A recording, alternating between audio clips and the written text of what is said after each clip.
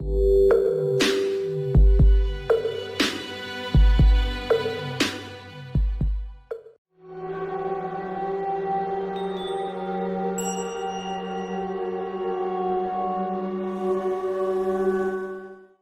मसीह की, praise the Lord. मैं परमेश्वर का धन्यवाद देता हूँ कि आज मुझे ये अवसर मिला कि मैं परमेश्वर की उस पहली वाणी को जो उन्होंने उस सलीब से कही, और वो कुछ इस प्रकार से है जो हमें लूका रचित सुसमाचार उसके अध्याय 23 की 34वीं आयत में मिलती है। यहाँ पे इस तरीके से लिखा है, तब यीशु ने कहा, हे पिता, इन्हें क्षमा कर, क्योंकि ये नहीं जानते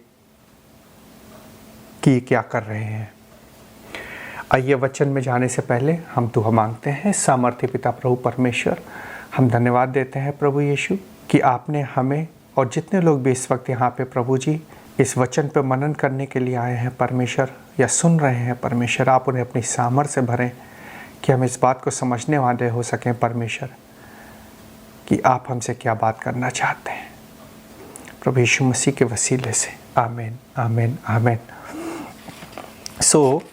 पहली वाणी हमें मिलती है लूका रचित सुसमाचार उसके अध्याय 23 और वर्ष 34 में, जहाँ पे इस तरीके से लिखा है, तब यीशु ने कहा, हे पिता, इन्हें क्षमा कर, क्योंकि ये जानते नहीं कि क्या कर रहे हैं। हम सब ने इस वाणी को अपने जीवनों में बहुत बार सुना होगा और बहुत बार मनन किया होगा। और ये वो समय है कि जब प्रभु यीशु मसीह उस सलीब पर हैं, जो पिलातुस के द्वारा मृत्यु दंड मिलने के बाद में उस सलीब पर उन्हें चढ़ा दिया गया है, और उनके दाहिने और बाएं हाथ पे भी दो कुकर्मी डाकू थे, लुटेरे थे, उनको भी लटकाया गया है। अगर मैं इसके ऊपर पढ़ता हूँ, वहाँ पे लिखा है, जब वे उस जगह जिसे खोपड़ी कहते हैं पहुँचे, तो उन्होंने वहाँ उसे और उन कुकर्मियों को भी, एक को दाहिनी और दूसरे को बाईं ओर क्रूस पर चढ़ाया। और ये वो समय था कि जब प्रभु यीशु मसीह अपने पापों के लिए नहीं, अपने किए गए कामों के लिए नहीं, बल्कि हमारे पापों के लिए उस सलीब पे था। और ये वो समय था कि वो परमेश्वर का पुत्र जो हमारी पापों की क्षमा के लिए इस पृथ्वी पे आया था, हमारी वजह से उस सलीब पे उस असीम मृत्यु को सह रहा था, जो शायद हम और आप सोच करके भी कल्पना नहीं कर सकते हैं कि कितनी तकलीफ में उस वक्त रहा होगा। और उसके माथे पर एक संदेश, एक तख्ती भी लगी हुई है जिस पे लिखा है, ये यहूदियों का राजा है। और प्रभु यीशु मसीह इतनी तकलीफ में भी उस सलीब पर से क्या कह रहा है, हे पिता, इन्हें क्षमा कर, क्योंकि ये जानते नहीं कि क्या कर रहे हैं। अगर हम इसको इसी कॉन्टेक्स्ट में देखते हैं, प्रभु यीशु उस वक्त उन सभी सिपाहियों को, उन सभी सरदारों को, सभी ठट्ठा करने वालों को, या जिन जिन लोगों ने उस वक्त उसका इनकार किया, उन सभी लोगों के लिए अपने पिता से माफ़ी मांग रहा है कि पिता, इनको क्षमा कर, क्योंकि इन्हें नहीं पता है कि इन्होंने क्या किया है। और अगर इस कॉन्टेक्स्ट को अगर आज हम अपने इस 2024 में आकर के देखते हैं, तो ये जांचने का विषय होगा। और ये पहली वाणी जो परमेश्वर ने उस सलीब से बोली, हम सभी के लिए कितनी महत्वपूर्ण है, हम इस बात को समझने की कोशिश करेंगे। क्योंकि ये पहली वाणी कोई साधारण वाणी नहीं थी, ये कोई साधारण कलमा नहीं था जो परमेश्वर ने उस वक्त वहाँ से बोला कि हे पिता, इन्हें क्षमा कर, क्योंकि ये नहीं जानते कि ये क्या कर रहे हैं।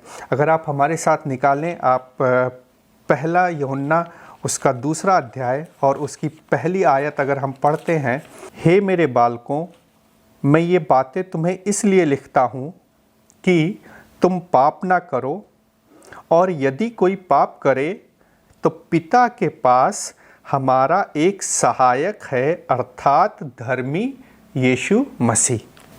पिता के पास हमारा एक सहायक है, अर्थात धर्मी यीशु मसीह। अब इस आयत को आप बिल्कुल अपने अपने जहन में बैठा लीजिए, और अब एक बार फिर से हम उस उत्पत्ति में चलते हैं जहाँ से परमेश्वर ने हमें और आपको और इस पूरी सृष्टि की रचना करी। परमेश्वर ने हमें और आपको अपने स्वरूप में बनाया। अगर आप उत्पत्ति के पहले अध्याय में 7वीं आयत को देखें, जहाँ परमेश्वर ने अपने स्वरूप में मनुष्य को बनाया,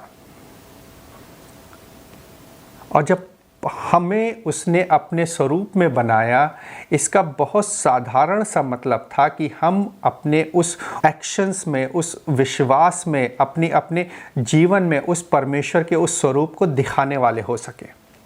और उसके बाद में जब उसने मनुष्य को बनाया तो उसे अदन की वाटिका में रखा और वहाँ पे एक आज्ञा भी दी परमेश्वर ने।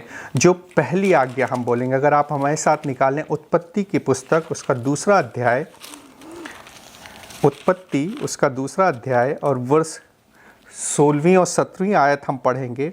और यहोवा परमेश्वर ने आदम को यह आज्ञा दी, तू वाटिका के सब वृक्षों का फल बिना खटके खा सकता है। परमेश्वर ने ये आज्ञा दी कि तू सभी वृक्षों के फल को बिना खटके खा सकता है, बिना किसी परेशानी के। कोई रोक टोक नहीं थी। पर भले या बुरे के ज्ञान का जो वृक्ष है उसका फल तू कभी ना खाना। परमेश्वर ने एक मनाही भी करी कि तू भले या बुरे के ज्ञान का जो वृक्ष है उसके फल को तू कभी ना खाना। और यहाँ से वो डिसओबीडियंस शुरू होता है, जहाँ से मनुष्य अपने उस पाप, उस दासत्व की तरफ बढ़ता है, जब परमेश्वर की इस पहली आज्ञा को नहीं मानता है। और यही वो कारण था कि जब परमेश्वर ने फिर से मनुष्य को देखा तो बहुत दुखित हुआ, खेदित हुआ, उसे पछतावा हुआ कि मैंने मनुष्य को क्यों बनाया। और ये बात हम उत्पत्ति अध्याय 6 और उसकी आयत 6 में पढ़ सकते हैं कि वो कितना परेशान हुआ मनुष्य को देख करके कि इतना पापों में घिर चुका था। और ये पाप किस वजह से आया था? अनाज्ञाकारिता की वजह से। हम अपने ऊपर इस परिस्थिति को आज की तारीख में, आज के समय में, आज की डेट में लेकर के देखें कि हमारी अपनी औलाद, हमारी अपनी संतान अगर हमारी बातों को नहीं मानते हैं, नहीं सुनते हैं या किसी भी तरीके का डिसओबीडियंस करते हैं, हमारे ऊपर क्या बीतती है। हम भी उसी तरीके से परेशान होते हैं, शायद इरिटेट होते होंगे, शायद गुस्सा भी करते होंगे। बट हमारा परमेश्वर बहुत भला है, देर से क्रोध करने वाला है। वो खेदित जरूर हुआ लेकिन उसने रास्ता भी निकाला। और यही वो सारी चीज़ें थी कि आज वो हमारे उन सारे पापों को लेकर के उस सलीब पे खड़ा हुआ है और उस सलीब पे चढ़ गया है, जहाँ से वो अपने उस क्षमा को हमारे लिए दे रहा है, उस माफ़ी को हमारे लिए दे रहा है और अपने पिता से हमारे लिए बोल रहा है कि हे पिता, इन्हें माफ़ कर। मेरे प्रियो, ये वो समय है कि आज हम अपने जीवनों को देखें। नो मैटर मेरी एज कितनी है, नो मैटर मैं किस परिस्थिति में हूँ, नो मैटर मैं किस जॉब में हूँ, नो मैटर मैं किस बिजनेस में हूँ, नो मैटर मेरा फैमिली साइज़ क्या है, मैं क्या कर रहा था। बट आज के इस वचन के द्वारा कि हे पिता, इन्हें क्षमा कर क्योंकि ये नहीं जानते कि क्या कर रहे हैं, हम जाने कि हम क्या कर रहे हैं। हमारा परमेश्वर हमारे जीवनों से अपने उस स्वरूप को देखना मांगता है, अपने तरीके से हमारी लाइफ को देखना मांगता है कि हम अनंत जीवन की तरफ बढ़ते जाएं। और जो जीवन की पुस्तक में हमारा और आपका नाम लिखा हुआ है वो किसी भी तरीके से ज़ाया ना हो जाए, क्योंकि बिना यीशु के हम उस अनंत जीवन में प्रवेश नहीं करने पाएंगे। तो ये बात हम सबको पता है और आज वो समय है कि हम अपने जीवनों को जांचें। आज वो समय है, इस पल के बाद का पल नहीं होगा, इस दिन के बाद दूसरा दिन नहीं होगा। और शायद हम और आप अपने जीवनों में फिर से एक बार व्यस्त हो चुके होंगे और उस जांचने के उस अवसर को, उस अपॉर्चुनिटी को खो चुके होंगे जो परमेश्वर हमें दे रहा है। उस माफ़ी के साथ में जो भी पाप हमारे थे, वो चाहे किसी भी तरीके का हो, हम सबको पता है, हम सब ने बाइबल पढ़ी है, हम सब ने परमेश्वर के कलाम को पढ़ा है कि वो सारे पाप क्या हैं। चोरी, व्यभिचार, लालच, घृणा, संसार से प्रेम, एडल्ट्री। आज ये मौका है कि हम परमेश्वर से आज्ञाकारिता को मानते हुए, उस परमेश्वर की उस इच्छा को पूरा करते हुए हम उसकी इस माफ़ी को अपने ऊपर ले लें और जो माफ़ी आज हमें मिल रही है उसको रिसीव करें। मेरे साथ एक आयत और निकालिएगा, यूहन्ना रचित सुसमाचार उसका 5वां अध्याय और उसकी 26 से 29 तक मैं पढ़ूंगा।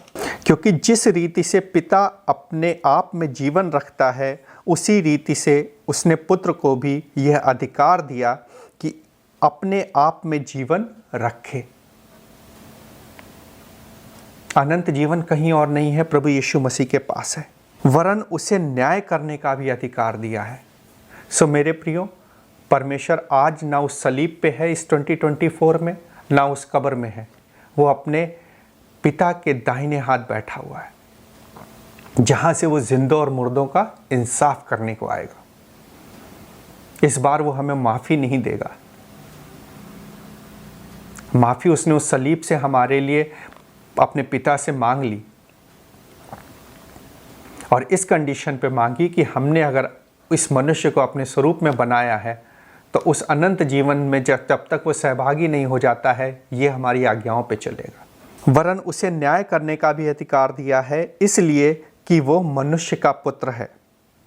इससे अचंभा मत करो, क्योंकि वो समय आता है कि जितने कब्रों में हैं वे उसका शब्द सुनकर निकल आएंगे। जिन्होंने भलाई की है वे जीवन के पुनरुत्थान के लिए जी उठेंगे, और जिन्होंने बुराई की है वे दंड के पुनरुत्थान के लिए जी उठेंगे।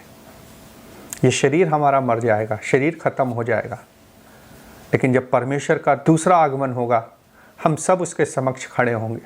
और परमेश्वर का कलाम हमें और आपको बता रहा है कि जिसने भलाई की है वे जीवन के पुनरुत्थान के लिए जी उठेंगे, और जिन्होंने बुराई की है वे दंड के पुनरुत्थान के लिए जी उठेंगे। और ये वो समय होगा जो परमेश्वर की आज्ञाओं पे जो लोग नहीं चले हैं, जिनके जीवन नहीं रहे हैं, परमेश्वर उनका इनकार करेगा। क्योंकि ये वो क्षमा है उस सलीब से जो आखिरी बार मैनकाइंड के लिए करी गई। परमेश्वर ने सिर्फ वहाँ पे उन सरदारों के लिए, उस भीड़ के लिए, उन ठट्ठा करने वालों के लिए ये क्षमा नहीं मांगी थी और ना दी थी। ये हम सभी के लिए आज भी एग्जिस्ट कर रही है 2024 में भी। लेकिन इस क्षमा को, इस फॉरगिवनेस को हम ज़ाया ना होने दें, बल्कि अपने जीवनों में हर पल लेकर के चलें और अपने जीवनों को जांचते रहें कि क्या हमारे जीवन प्रभु यीशु मसीह में हैं या नहीं है। क्योंकि मार्ग, सत्य, जीवन प्रभु यीशु मसीह ही है। बिना उसके हम उस अनंत जीवन में प्रवेश नहीं करने पाएंगे। मैं एक बार फिर से आप सभी को इनकरेज करूंगा, आज के इस समय पे जो परमेश्वर ने उस धन्य शुक्रवार के दिन उस सलीब पे अपने उस असीम मृत्यु को सहा, हमारे और आपके लिए, हमारे और आपके पापों के लिए। लेकिन अब ये हमारी जिम्मेदारी है कि हम परमेश्वर की उस क्षमा को अपने जीवनों में लें, ताकि अब परमेश्वर जब हमें दोबारा मिले उस द्वितीय आगमन में, तो वो हमारा स्वीकार कर सके, हमारा अंगीकार कर सके। परमेश्वर हम सभी को इस क्षमा के साथ जीवन जीने की सामर्थ्य दे। जय मसीह की।